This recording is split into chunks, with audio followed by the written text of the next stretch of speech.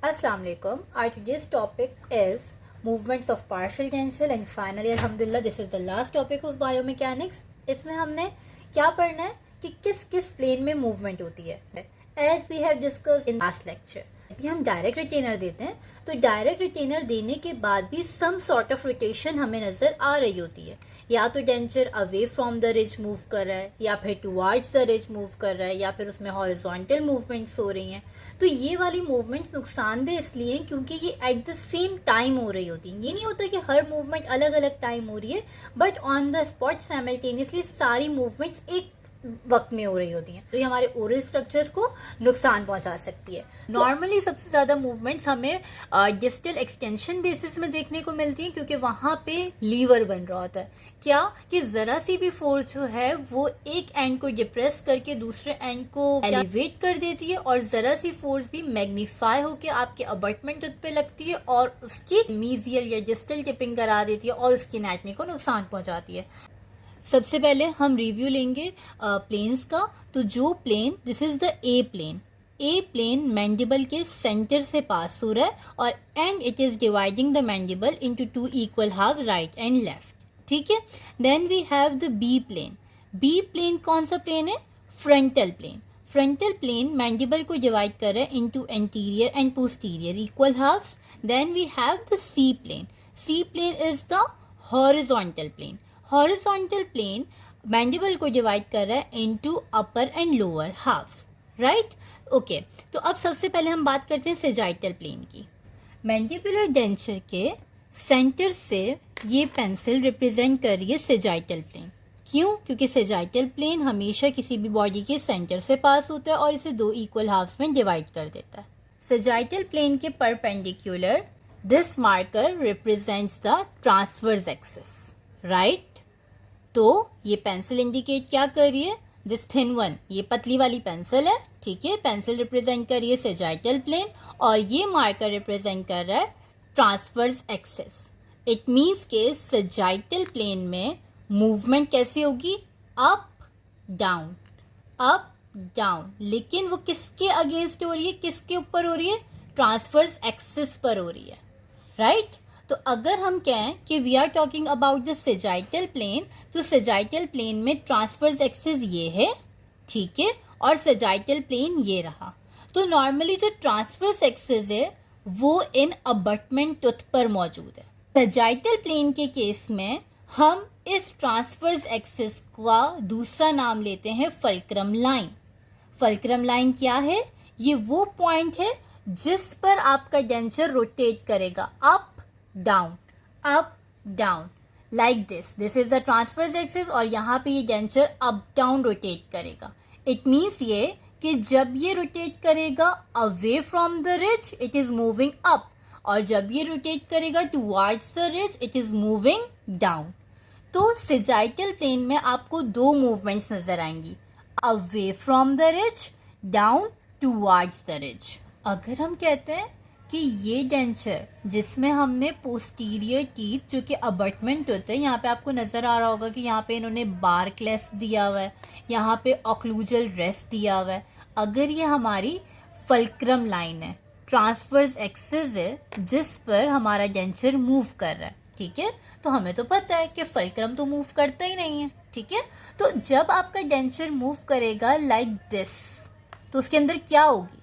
हमने अभी पीछे पढ़ा फंक्शंस ऑफ इनडायरेक्ट रिटेनर में कि जब हम फल्क्रम के ऊपर डायरेक्ट रिटेनर दे देते हैं तो फिर वो फल्क्रम पे मूव नहीं करता बल्कि उसमें क्या आ जाती है? रोटेशन आ जाती है. तो इट मीन्स के यहाँ पर है फल्क्रम, ये है आपके पास डेंचर, ये बीम या ये स्केल रिप्रेजेंट कर रहा है. जब डेंचर ऊपर मूव करेगा लाइक दिस, जहां मेरा हाथ है ये इस तरफ से ऊपर मूव कर रहा है, तो पेंसिल के दूसरी तरफ जहां पे सर्कल है स्केल का ये क्या करेगा? डाउनवर्ड मूव कर जाएगा, ठीक है. जब ये डाउनवर्ड मूव कर जाएगा तो इसका मतलब ये क्या है? ये क्या हो रहा है? डिसलॉज हो रहा है. ये इस फल्क्रम से दूर जाने की कोशिश कर रहा है. और हमने क्या पढ़ा है पिछले लेक्चर में कि जब भी कोई बीम फल्क्रम से दूर जाने लगे यानी डिस्प्लेस करने लगे तो हमें उसके ऊपर क्या लगाना है? डायरेक्ट रिटेनर लगाना है ताकि वो फल्क्रम से दूर ना जाए बल्कि फल्क्रम पे रोक के रखे. इससे हमने ये कंक्लूड किया कि the movement of denture away from the ridge, यानी चाहे वो स्टिकी फूड की वजह से हो, चाहे वो आपके पास ग्रेविटी की वजह से हो, जब denture away from the ridge move करता है तो यहाँ पे डायरेक्ट रिटेनर एक्टिवेट हो जाता है, वो उसे रोक के रखता है, और डायरेक्ट रिटेनर यहाँ पे क्लैस्प है। Keep it in your mind कि क्लैस्प आपके पास डायरेक्ट रिटेनर का काम करता है। किस तरीके से कि clasp is somewhat like this, इस तरीके का क्लैस्प होता है कि टूथ का जो बल्बस एरिया होगा ये उसको कवर करेगा और उसके नीचे अंडर कट में जाके फंसेगा। कैसे कि अगर आप कंसिडर करें कि ये आपके पास एक टूथ है, ठीक है, फॉर एग्जाम्पल दिस वन, ये वाला tooth, this is the first premolar, सही है। तो फर्स्ट प्रीमोलर में अगर हम क्लैस्प देंगे तो इस बल्बस एरिया पर देंगे, ठीक है, और उसका जो क्लैस्प है 2 आर्म्स, रिटेंटिव आर्म और रेसिप्रोकल आर्म।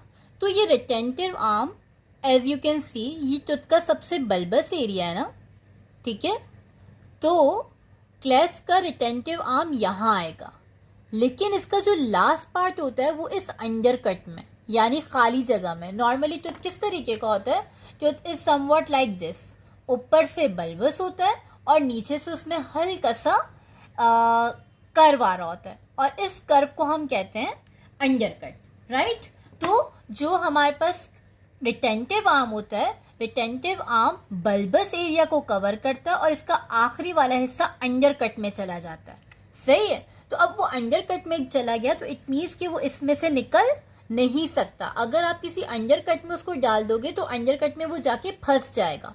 तो जब भी डेंचर डिसलॉज होने लगेगा तो डिसलॉजमेंट के नतीजे में क्या होगा, इस रिटेंटिव आर्म पे फोर्स लगेगी और ये रिटेंटिव आर्म निकलने की कोशिश करेगा, लेकिन ये अब निकल नहीं सकता। क्यों? क्योंकि दांत ऊपर से बल्बस है और ये उस बल्बोसिटी के नीचे वाले एरिया में जाके फंस गया है। व्हाट वी विल सी कि जब डेंचर जो अवे फ्रॉम द रिज जाने की कोशिश करता है तो डायरेक्ट रिटेनर एक्टिवेट हो जाता है और वो इसे डिस्प्लेस होने नहीं देता बल्कि रोक के रखता है, और इसमें डिस्प्लेसमेंट के बजाय क्या करा देगा, रोटेशन करा देगा। कंसीडर करें कि हमने ये फल्क्रम बना दिया, फल्क्रम पे तो मूव नहीं करेगा, लेकिन अगर यहाँ से फोर्स लगी तो क्या होगा, अगर डेंचर यहाँ से उठ रहा है तो ऑपोजिट एंड से नीचे जाने की कोशिश करेगा। तो हमने लास्ट लेक्चर में क्या पढ़ा कि जब भी डेंचर ऑपोजिट साइड से नीचे जाने की कोशिश करे तो वहां हम देते हैं इनडायरेक्ट रिटेनर, वो इनडायरेक्ट रिटेनर इसे नीचे जाने नहीं देगा, इस तरीके से रोटेशनल मूवमेंट नहीं होगी। तो यहाँ पे जो इनडायरेक्ट रिटेनर का काम कर रहे होते हैं वो आपके पास दूसरे रेस्ट कर रहे होते हैं, ठीक है। इनडायरेक्ट रिटेनर हमेशा कोशिश ये की जाती है कि फल्क्रम से दूर दिया जाए। क्या करें, मैंने इस लाइन को फल्क्रम ले लिया, ठीक है, तो इस फल्क्रम के बिल्कुल परपेंडिकुलर मेरे पास ये जगह बनती है। जो इनडायरेक्ट रिटेनर चाहिए वो दूर चाहिए, लेकिन सेंट्रल इंसाइजर्स इतने वीक हैं कि आप इनको यूज नहीं कर सकते इनडायरेक्ट रिटेंशन के लिए, सही है। ये पतले होते हैं, इनका इंसाइजर एज पतला है और ये फिट नहीं है, तो हम उसकी जगह कैनाइन पे इनडायरेक्ट रिटेनर लगाते हैं, सही। तो इसका कंक्लूजन क्या है कि मूवमेंट इन सजाइटल प्लेन जब भी होगी वो हमेशा होगी ट्रांसवर्स एक्सिस पर, और सजाइटल प्लेन में डेंचर रोटेट करेगा up down, towards the ridge down, away from the ridge up. जब भी denture away from the ridge move करेगा तो डायरेक्ट रिटेनर एक्टिवेट हो जाएगा, और जब भी denture towards the ridge move करेगा तो उस मूवमेंट को रोकेगा indirect retainer. So this is all about the movements of denture in sagittal plane at transverse axis. हम पढ़ेंगे कि फ्रंटल प्लेन में मूवमेंट कैसे होती है, और फ्रंटल प्लेन के परपेंडिकुलर जो एक्सिस है वो है सजाइटल एक्सिस, ये वाला plane, the plane which divides the body into anterior and posterior halves is known as a frontal plane। और इस frontal plane के अंदर like this, ये जो axis है this is called sagittal axis, ठीक है, क्योंकि ये सेंटर से पास हो रही है। अब कंसिडर करें कि पूरा फ्रंटल प्लेन है, सही है। तो जो सेजाइटल एक्सिस पास होगी it will be like this, यानी जो रेजिडुअल रिज है वो यहाँ से परपेंडिकुलर इस तरीके से यहाँ पर और इस तरीके से यहाँ पर। तो ये हो गई आपके पास सेजाइटल एक्सिस, और अब इस पे मैंने इसे प्लेस कर दिया, ठीक है। डेंचर के अंदर मूवमेंट होगी फ्रंटल प्लेन में लाइक दिस। एक तरफ बक्कल डायरेक्शन में गया तो इधर से आ गया लिंगुअली, और इस तरफ से गया बक्कली तो इधर से आ गया lingually. It will move like this, और एक्सिस क्या है? सेजाइटल एक्सिस, इसके सेंटर से पास हो रही है, यानी जो रिज है, रिज के पास से एक एक्सिस पास होगी सेजाइटल एक्सिस, और ये डेंचर मूव करेगा लाइक दिस इसके सराउंडिंग में, ठीक है। तो जो मूवमेंट फ्रंटल प्लेन पे होती है उस मूवमेंट को हम कहते हैं कि वो क्या कर रही है, इस तरफ से बक्कली और इस तरफ से lingually. Now from this way it will move like this, यहाँ से अंदर लिंगुअली और यहाँ से बाहर बक्कली। तो इस मूवमेंट को रेजिस्ट करने के लिए हमारे पास मौजूद है मेजर एंड माइनर कनेक्टर्स। अगर यहाँ पे फोर्स लगती है इस जगह और मेजर कनेक्टर रिजिड नहीं है, इट मीन्स कि वो फ्लेक्सिबल है, तो क्या होगा, ये बैंड कर जाएगा। As we have studied it functions of major connector, कि मेजर कनेक्टर जितना रिजिड होगा वो उतना इन फोर्सेस को बैलेंस करेगा, सही है। तो फ्रंटल प्लेन में सेजाइटल एक्सिस पे जो चीज इस मूवमेंट को रेजिस्ट करती है वो है आपके पास rigidity of major and minor connector. Then horizontal plane is the plane which divides the body into the upper and lower halves, right? तो horizontal plane is somewhat like this, ठीक है। और horizontal plane पे जो axis बनेगी यानी इसके perpendicular वो एक्सिस है ये, इट मीन्स के वर्टिकल एक्सिस। इससे हम चले, ये हो गए आपके पास horizontal axis. Horizontal axis body को अप एंड डाउन दो इक्वल हाफ में डिवाइड करती है, और इसके परपेंडिकुलर ये जो एक्सिस है this is the vertical axis, right. तो वर्टिकल एक्सिस में डेंचर मूव करेगा इस तरीके से, यानी एक तरफ से अप दूसरी तरफ से डाउन। अगर एक तरफ से उठता है तो दूसरी तरफ से नीचे आ जाएगा। इस तरीके की मूवमेंट होती है वर्टिकल एक्सिस के हॉरिजॉन्टल प्लेन में। कंडीशन को कौन रेजिस्ट करता है?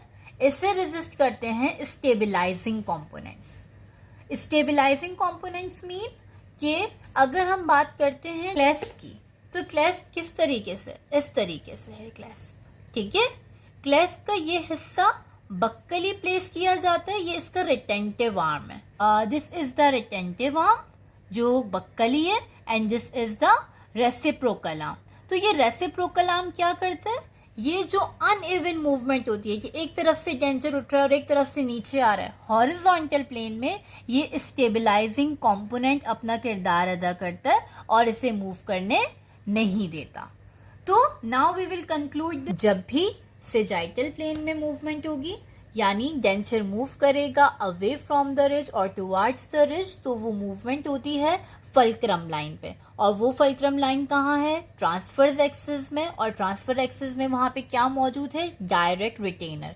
Direct retainer is your clasp, सही है। तो जब भी डेंचर मूव करेगा अवे फ्रॉम द रिज तो क्लैस्प एक्टिवेट हो जाएगा और वो उसे रोक के रखेगा।